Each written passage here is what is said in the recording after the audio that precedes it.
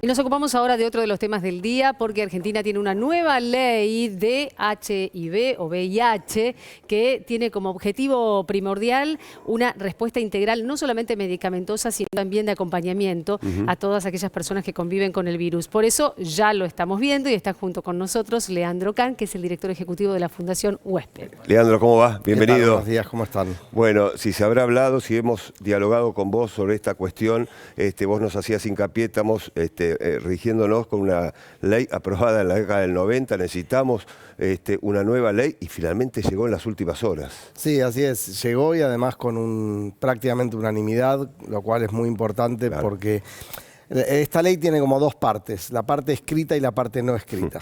La parte escrita mejora las herramientas para dar respuesta a la epidemia hoy, que es diferente de la de 1990, de cuando es la ley vigente, que yo, como siempre digo, es una ley que envejeció bien y sin embargo valía la pena tener una nueva y que ahora, si quieren, lo desgranamos, pero la parte no escrita también es de qué manera la política, el sistema político, el poder ejecutivo, el poder legislativo, le da un nuevo marco a la respuesta a este tema y a estos temas, porque además incorpora las hepatitis virales, las infecciones de transmisión sexual.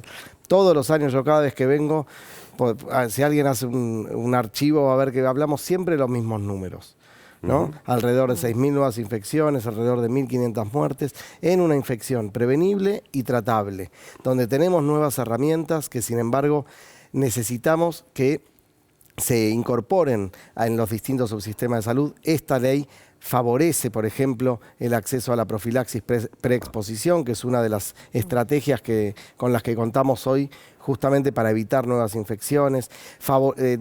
Baja algunas barreras que puede haber en relación al autotest, que es una tecnología que ya está en muchos países del mundo, que esperemos que acá MAT apruebe rápido, que es la posibilidad de, bueno, es autoexplicativo el nombre, ¿no? Claro. Del autotest.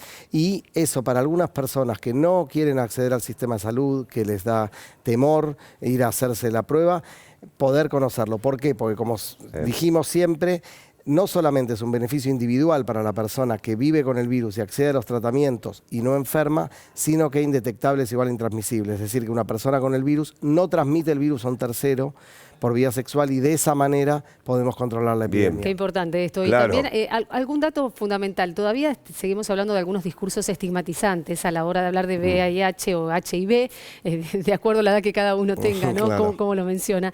Lo cierto es que también muchos test preocupacionales han generado esa estigmatización para quienes conviven con el virus. ¿Qué pasa a partir de esta ley? Bueno, la ley taxativamente prohíbe el ofrecimiento de la prueba de VIH. La ley actual es clara en el sentido de la no posibilidad de despedir a alguien o no darle el trabajo porque viva con VIH.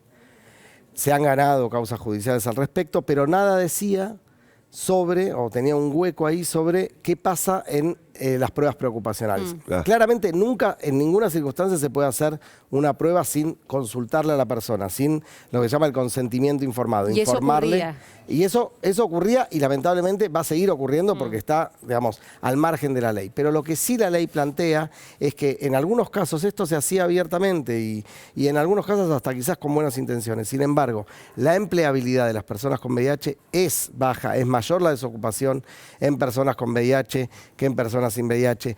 No tiene ninguna limitación para el trabajo y el hecho de prohibir la prueba en el preocupacional va a generar no solamente que evitar situaciones de discriminación, sino también que personas con VIH que no quieren exponerse a que eventualmente salte este resultado en un preocupacional puedan ahora, digamos, participar de la búsqueda de trabajo y poder acceder al mismo, ¿no? Dijiste algo muy importante, Leandro. No tienen ninguna limitación para el trabajo. Ninguna. Contundente. Ninguna lo limitación. reiteramos, no tienen ninguna limitación para el trabajo. Absolutamente. Y además la prueba en el preocupacional no tiene ningún sentido porque si hay trabajos en donde puede haber, acá en el noticiero no hay ninguna posibilidad. En otros puede haber algún pinchazo, algún, ¿no? Sí, sí. Digamos, una manipulación de algún elemento cortopunzante, etc. Claro. En esos casos, si hubiera alguna situación, igual hay que hacerle la prueba de VIH ahí sí a una persona, y la ley lo contempla. ¿Por qué? Porque la otra persona eventualmente puede acceder a lo que se conoce como profilaxis post-exposición. Es decir, lo mismo que se utiliza en algunas situaciones de abuso sexual, de rotura de preservativos. La persona que pudo haber estado expuesta accede a los tratamientos durante un mes y de esa manera evita la transmisión. Pero entonces, si yo empiezo hoy a trabajar, me hice el test ayer, sí, y en 3 meses tengo esa situación, aunque tengo un negativo de hace 3 meses, igual me tienen que repetir la prueba. Entonces, el test de inicio no tiene ningún sentido, y en arriba del 99% de las personas no vamos a tener situaciones en las que podamos estar exponiendo a un tercero en el ámbito laboral. Leandro, vos has sido uno de los principales impulsores de esta ley a través de las entrevistas que estás dando, pero vamos a compartir con vos algunos de esos ítems que nos parecen interesantes también para todos los que no saben en qué consiste esta ley.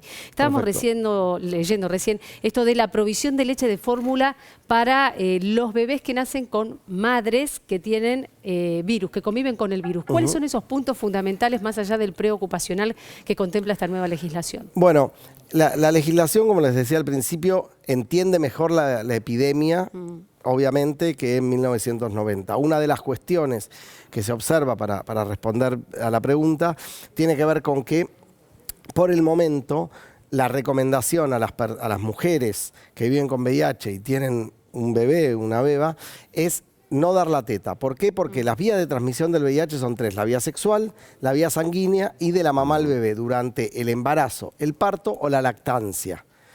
Entonces, esto de que indetectable es igual a intransmisible, por ahora está científicamente comprobado por vía sexual, pero a través de la leche materna sigue todavía en estudio.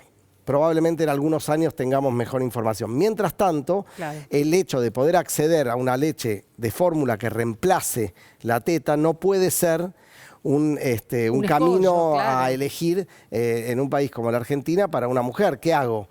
¿Le alimento a mi bebé con la teta porque no tengo para comprar la leche? ¿O evito, digamos, no lo expongo al riesgo de infectarse por VIH? Entonces, la provisión, se parece demasiado a prohibición, la provisión de la leche de fórmula es importante. Como les decía antes, el acceso a la profilaxis preexposición, sobre todo en los subsistemas de salud de la Seguridad Social y las prepagas, que se niegan y que hay que judicializar muchos casos. Con la ley queda claro esto. Además, la ley la mayoría de los casos está judicializado, ¿no? Bueno, en los casos de profilaxis preexposición, lamentablemente sí. Esperando, además, el Ministerio de Salud está haciendo con algunas provincias un plan piloto que esperemos que digamos, poder convertirlo en política pública. Lo que ha pasado en otros países de América Latina con esto es que hay una primera demanda fuerte, después esto va cayendo, no es para toda la vida, no es que uno empieza, a diferencia del tratamiento, con la PrEP uno por ahí en un momento determinado de la vida, por un periodo de tiempo.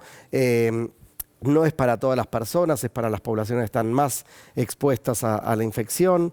También, como les decía, la ley incorpora las hepatitis virales, las infecciones de transmisión sexual, la tuberculosis, que tenían un marco normativo.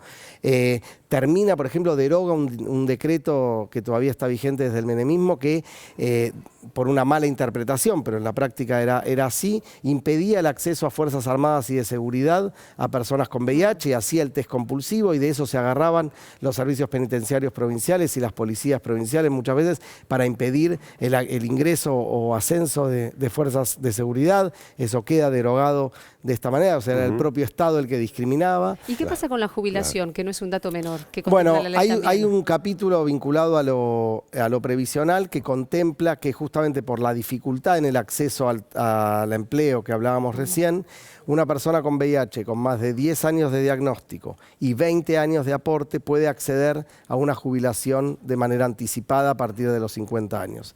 De vuelta, son casos muy puntuales. ANSES emitió un informe, esto no tiene repercusiones presupuestarias, y es más un reconocimiento a de qué manera el Estado no garantizó situaciones ecuánimes de acceso al empleo para las personas con VIH durante estos años, ¿no? Claro. Bueno, una ley que finalmente llega, una ley nueva, una ley que reemplaza a la ley de 1990, se tardaron muchos años, pero Leandro finalmente llegó. Me gustaría, ya para ir finalizando, tu mensaje luego de aprobada esta ley que lo ha seguido, por supuesto, el minuto a minuto de esta aprobación en el Congreso.